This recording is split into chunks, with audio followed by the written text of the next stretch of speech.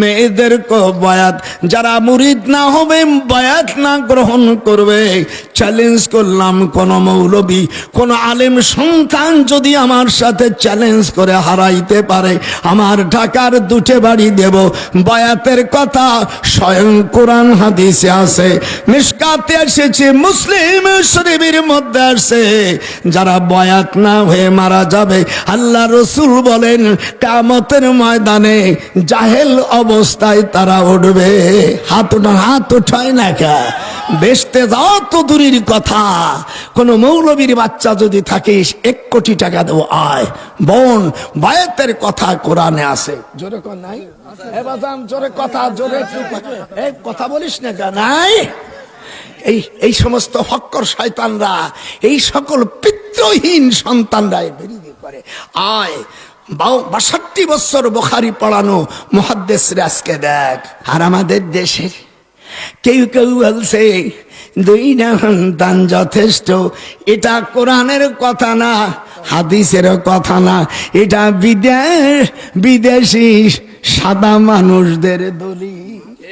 আল্লাহ রসুল বলেন যার কমপক্ষে 3টে সন্তান হবে, সালাসু বানাতিন, আমার সাথে পড়ুন আলেম নানারা, সালাসু বানাতিন আও সালাসু আখওয়াব, যার 3টে মেয়ে হবে, ছেলে হবে, সে যদি দিনদার নামাজি হয়, টাইটেল বাসের দরকার নাই, নামাজে যদি শুধু হয়, আল্লাহর সাথে শিরকি না হয়।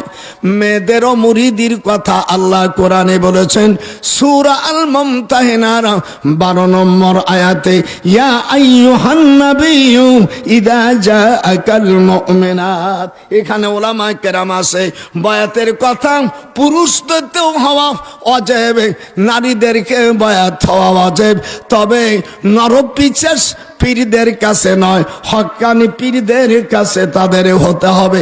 আল্লাহ কোরআনে বলেন, ইয়া আইয়ুহান নাবিয়্যু, হে নবী, আপনার কাছে যদি দিনদার মহিলা আসে, বাজারের মহিলা না।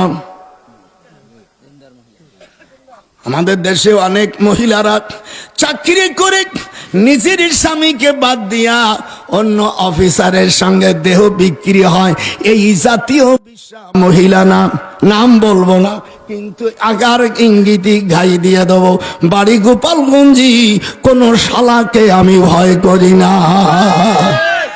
নিজের স্বামীকে না দিয়া অন্য পরপুরুষের পীড়িত করে সরা মহিলা, কিয়ামতে বিচার তোমার হবে।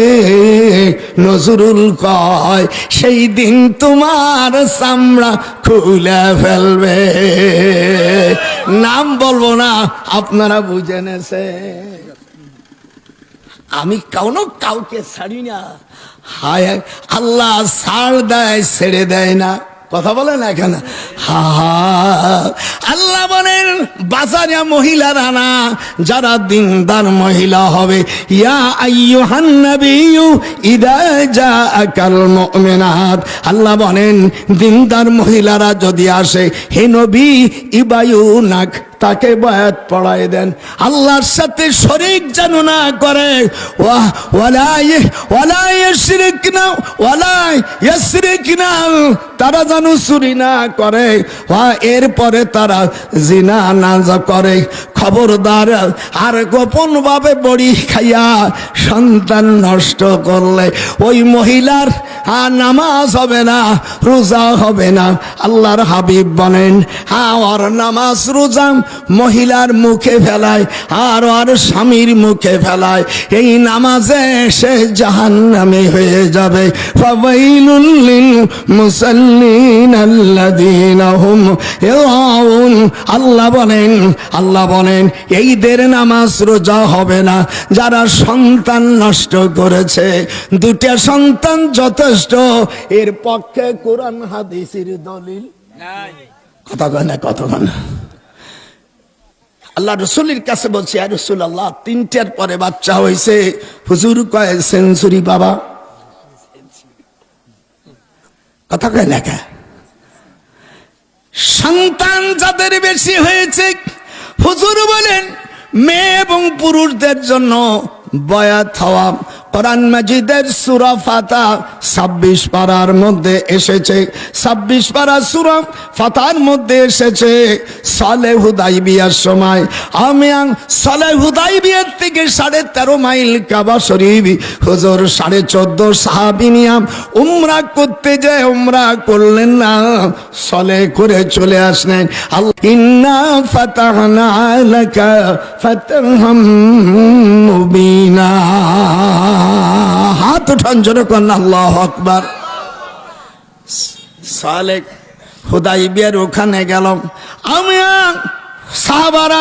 সাহাবাদেরকে গাছতলায় বায়াত গ্রহণ করাইছে, মেয়েদেরকে বায়াত, যারা মুরিদ না হবে বায়াত না গ্রহণ করবে।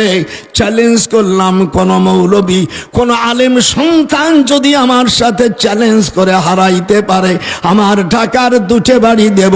বায়াতের কথা স্বয়ং কোরআন হাদিসে আছে, মিশকাতে এসেছে, মুসলিম শরীফের মধ্যে আছে। যারা বায়াত না হয়ে মারা যাবে আল্লাহ রসুল বলেন কিয়ামতের ময়দানে জাহেল অবস্থায় তারা উঠবে। হাত উঠায় না কে?